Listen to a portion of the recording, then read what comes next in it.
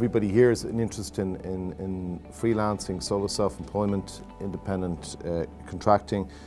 I think what we've noticed is that over the last decade there's been a major growth in solo self-employment and freelancing, both in the UK and indeed internationally. There's been a wide array of drivers of that growth. On one hand, you have the rise in importance of the innovation-driven economy, and along with that, increase in project-based work within organisations.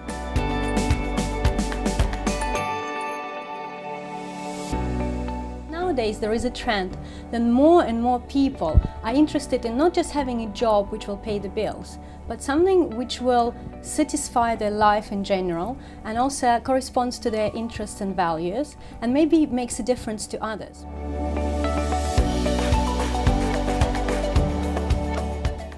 We found that there are differences between those self-employed who have employees and those who don't, and these differences were observed when it comes to education, age, gender, migration background, or just a situation when I live with a partner. So these all findings show that the self-employed with and without employees might be a different animals that should be targeted by policymakers and researchers differently.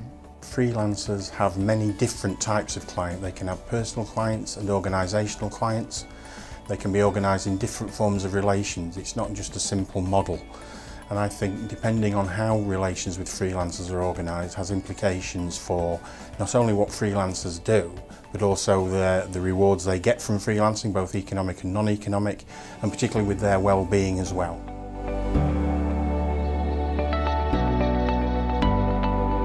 There is no one type of freelancer. There is no one type of self-employed person or self-employed employment business and sole proprietor or sole trader.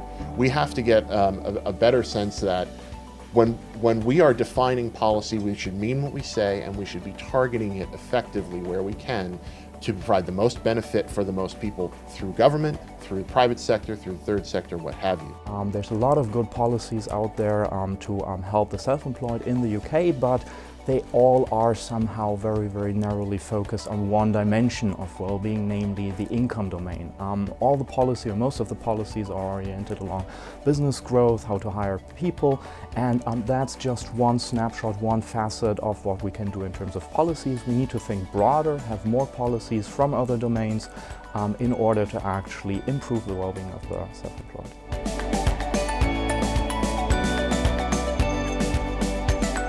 My research was directly related to the regulatory environment, how we can contribute, we researchers, to help lawmakers to create better environment for solo self-employment. We've partnered with Nest Insight to understand what are the experiences of self-employed people and their expectations and motivations and barriers to lifetime saving.